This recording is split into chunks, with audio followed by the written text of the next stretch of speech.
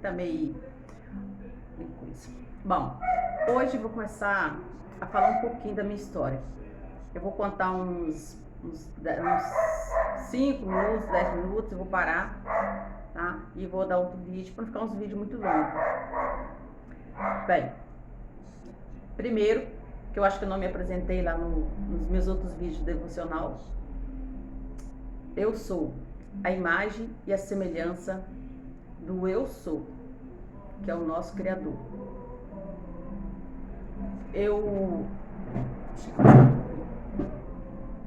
O meu nome é Rosalina de Oliveira. Eu já fui casada e agora eu sou divorciada. Eu tenho uma filha de 16 anos, que é uma bênção na minha vida. Bem, se eu falar lá do começo, eu vim de uma família muito pobre financeiramente.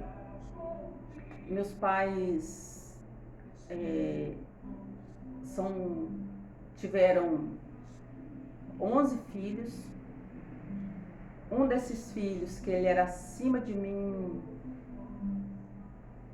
1 ano e meio, porque na época a gente é tudo assim, é um encarreiradinho. Ele morreu numa situação muito crítica. Na época ninguém sabia, não ia atrás de médico, nada. Ele sofreu muito mesmo. Era uma miséria. A nossa família, a nossa vida era uma miséria. Eu não lembro dele, mas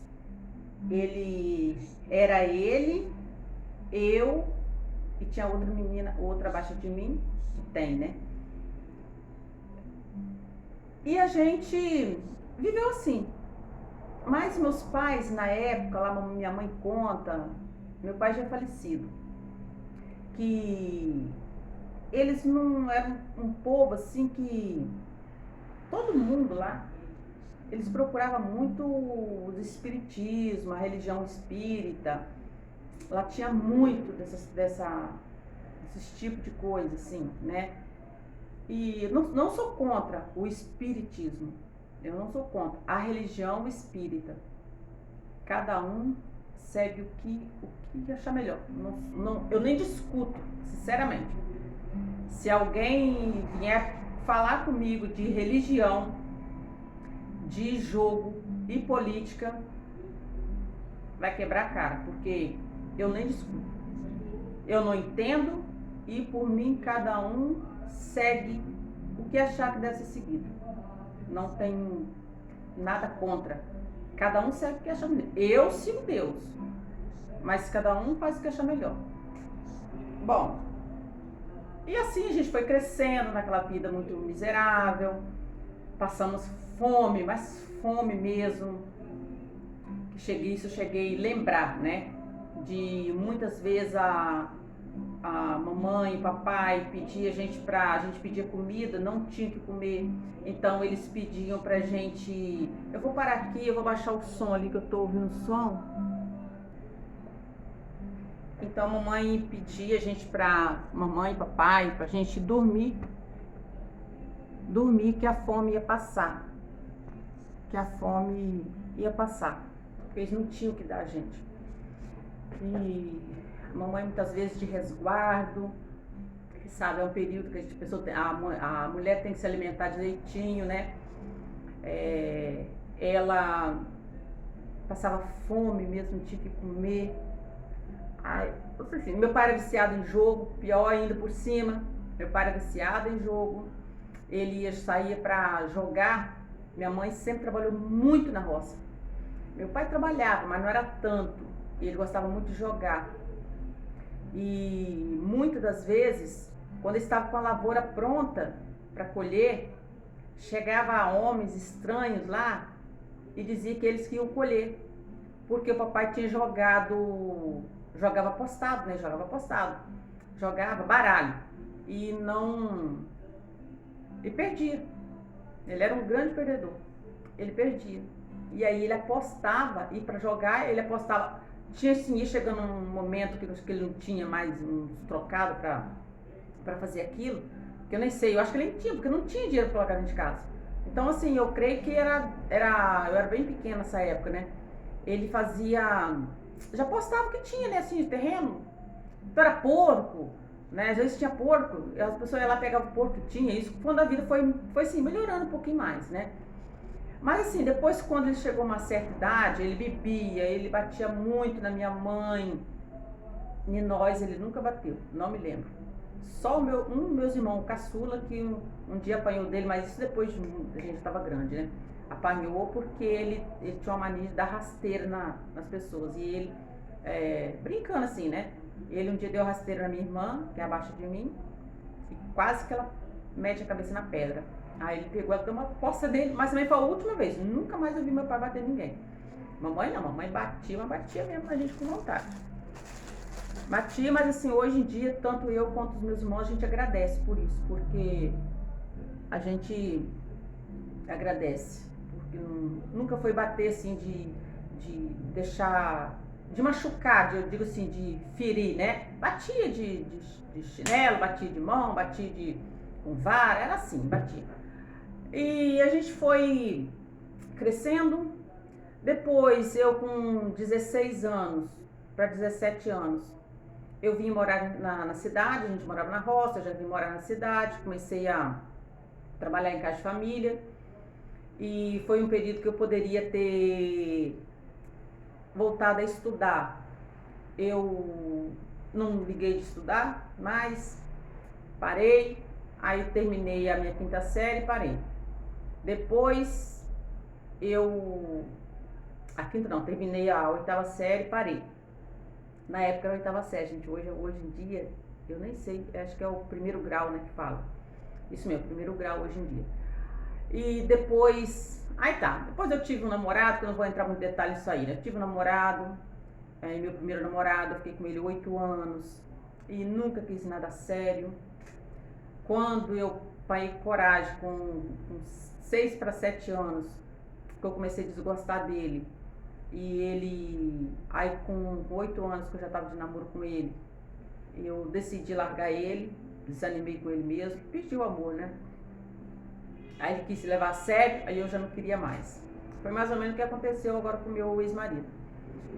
E depois, então, eu conheci meu ex-marido, que ele é uma pessoa assim, não é uma pessoa de mau caráter, mas ele tem um gênio muito difícil.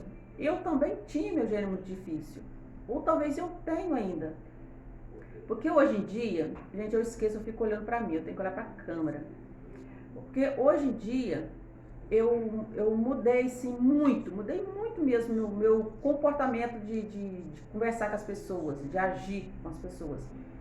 Mas em relação com o homem, eu acho que eu mudei um pouco porque até tentei dar uma chance pro meu ex-marido, que eu vou contar lá na frente ainda isso. E tentei dar uma chance para ele, mas eu vi que ele não tinha mudado, então não deu certo. E a gente namorou 2 anos, 2 anos sem compromisso, a gente namorava sem compromisso. Ele é 6 anos mais novo do que eu. Eles têm uma situação financeira deles, são boa, eles têm terrenos, têm lote, tem casa aqui na cidade, né? E são uma situação boa. Foi muito difícil, lutou muito também para conseguir, foi herança, né, dos pais dele, do pai dele, né? E os avós deles vieram da Itália, tanto da parte do pai como da mãe, todos eles vieram da Itália naquela época, né, que vinha todo mundo, né, embora imigrantes, né, eles também vieram de lá e lutaram muito para conseguir o que eles tiveram, né, o que deixaram para os filhos. Mas quando tiver quase parando, quando é uns 10 minutos, tá quase 10 minutos, eu vou parar, tá? E a gente namorava, era muito bem, mas ele tinha umas atitudes que ele nunca gostou de conversar. Se houvesse alguma coisa, algum problema, alguma coisinha assim, eu chamava ele para conversar e ele não... depois. Aí depois eu chamava de novo, depois. E ele não... Aí então eu deixava para lá. E eu via os comportamentos dele assim, com a mãe, com o pai, com a irmã. Ele era muito arrogante, chegou a batia às vezes na irmã. Então são coisas que às vezes a gente tá num relacionamento e como a gente, eu tô apaixonada, eu tô amando aquela coisa todinha, não percebe aquilo na pessoa.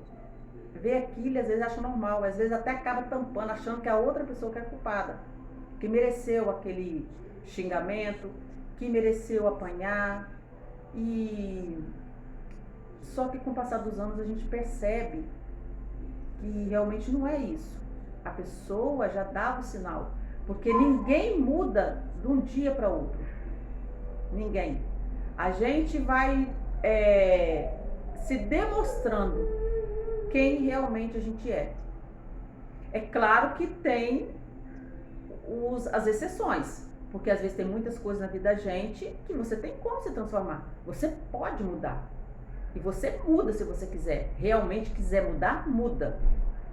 Mas tem que haver um acompanhamento de alguns profissionais nessa área e a pessoa realmente querer mudar.